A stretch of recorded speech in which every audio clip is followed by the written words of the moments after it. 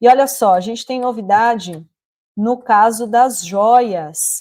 Lembram que o caso das joias seria encerrado, né? A Polícia Federal iria encerrar em maio. Mas agora, com o grande volume de material obtido pela Polícia Federal em suas diligências, principalmente, né, na viagem que fez aos Estados Unidos para obter novas provas, o novo prazo dado pela Polícia Federal para concluir os trabalhos foi divulgado e deve ser pela Bela Megali e deve ser só em junho. Então, não vamos ter, bom, já é dia 22 de maio também, né? Não vai ter relatório da PF, então, tão cedo, porque os investigadores da Polícia Federal viajaram aos Estados Unidos com a cooperação do FBI e tiveram aí chance de obter mais detalhes sobre as transações financeiras supostamente feitas nos Estados Unidos no âmbito do esquema de vendas de joias pelo ex-presidente, o ex-ajudante de ordens Mauro Cid e até o seu pai, o general Mauro Lorena Cid. Os policiais fizeram diligências em cidades como Miami, Wilson Grove, na Pensilvânia, Nova York, e nessa colaboração internacional conseguiram obter documentos e informações bancárias dos suspeitos. Então, em junho, provavelmente a gente vai ter aí a conclusão desse relatório pela Polícia Federal, que é o que se espera que o Bolsonaro, o Mauro Cid, o general Lorena Cid, sejam indiciados, né, Henrique e Rovai. A gente espera que seja condenado e, assim, claro, fica sempre essa dúvida quando a gente vê algum tropeço ou um resultado no judiciário, como a gente viu ontem no TSE em relação ao Sérgio Moro, mas, assim, se vai ter condenação ou não, a gente não sabe. O que dá para se afirmar categoricamente é que esse caso especificamente do Bolsonaro representa aquele ditado popular da língua portuguesa, que é o que diz muita coisa e não diz absolutamente nada, que é uma coisa e outra coisa é outra coisa. O Bolsonaro, nesse caso aí, responde por questões criminais.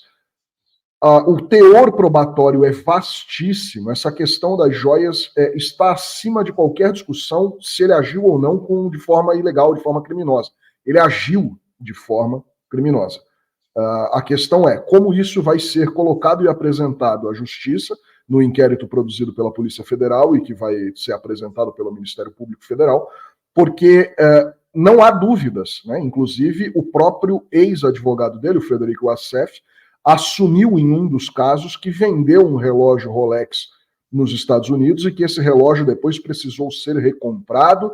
Aí ele disse que recomprou porque quis, mas recomprou para evitar problema porque o TCU tinha determinado a devolução e a entrega desse relógio. Então, assim, no caso das joias, não há qualquer tipo de dúvida sobre a conduta do Jair Bolsonaro.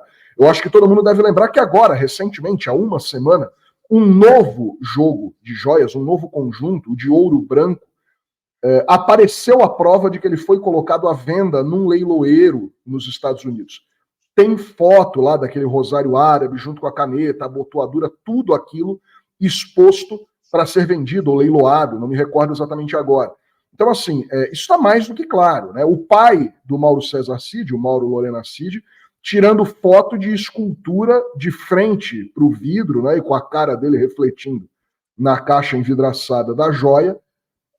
O Mauro Cid sendo flagrado no celular dizendo que o dinheiro precisava vir em espécie porque tinha que ser entregue na mão do presidente, ele não gostava dessa coisa de depósito, ele queria grana, né, ele queria tutu, dinheiro, papel.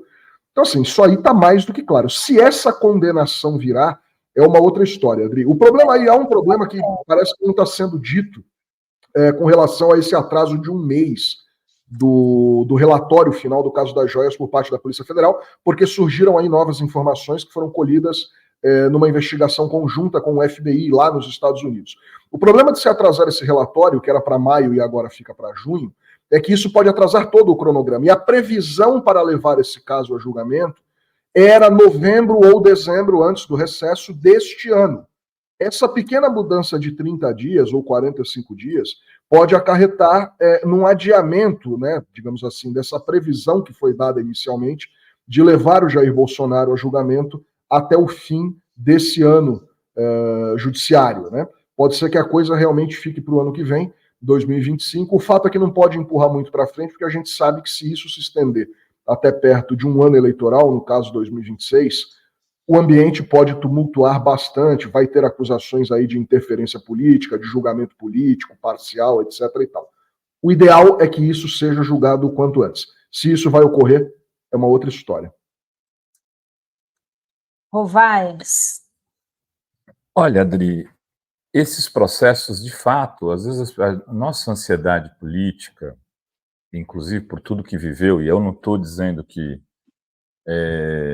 esse seja um problema, inclusive o Paulo Henrique Amorim dizia o ansioso blogueiro, ele brincava com isso, porque acho que numa entrevista com o Lula falou isso, você é muito ansioso, Paulo. É muito ansioso, ele é um ansioso blogueiro, porque a gente tem ansiedade, a gente quer que as coisas se resolvam, quer justiça rápida, óbvio.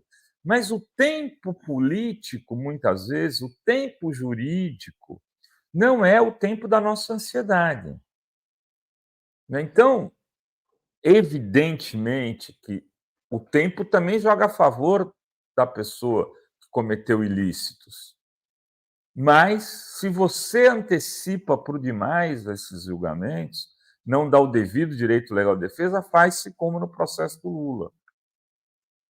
Se a gente não quer que façam isso com Lula, que eu não quero dizer que não podem fazer de novo, inclusive, né, a gente tem que tentar impedir que a justiça crie jurisprudência nesse caminho. Então, a investigação tem que estar completa para que a condenação seja aqui exemplar. A minha fonte, que ontem, né, fez uma análise equivocada, mas é do jogo também, sobre a votação no Supremo, ela dizia no caso das joias, que no caso das joias, não, no caso da Embaixada da Hungria, Henrique, que o Alexandre tinha feito um roteiro, e que o roteiro dele era levar o Bolsonaro, esperar a denúncia da PGR, no caso Bolsonaro, receber a denúncia, isso somente sobre o 8 de janeiro, mandar para a turma, ganhar na turma de 6-0, mandar para o pleno e no pleno ganhar de 9-2. E aí, Balbal Nicolau. Errou nessa questão de agora, do TSE. Será que mudou o cenário alexandrino? A questão que me parece, e não é só alexandrino, convenhamos, né? É gilmarniano também, porque são dois pilares ali do Supremo, e não se pode deixar de dizer, mesmo dando um esporro e vazando um esporro que teria dado no Moro, o Gilmar Mendes se reuniu com o Moro antes desse julgamento. As pessoas estão esquecendo disso. E ele falou que passou um sabão no Moro no dia, né? Como é que era a frase? Uma frase forte. Ainda brincava. Se não foi o Moro que vazou, se não foi o senador que levou o Moro, foi o Gilmar que vazou. Só tinha os três. A frase. Então, o Gilmar vazou, mas pode ter feito um acordo para livrar ele da condenação. Pelo menos no caso do mandato de senador. Mas teve um acordo maior aí? Deus é pai, né? É. Deus é pai, não é padrasto. O Bolsonaro deve pensar isso o dia inteiro.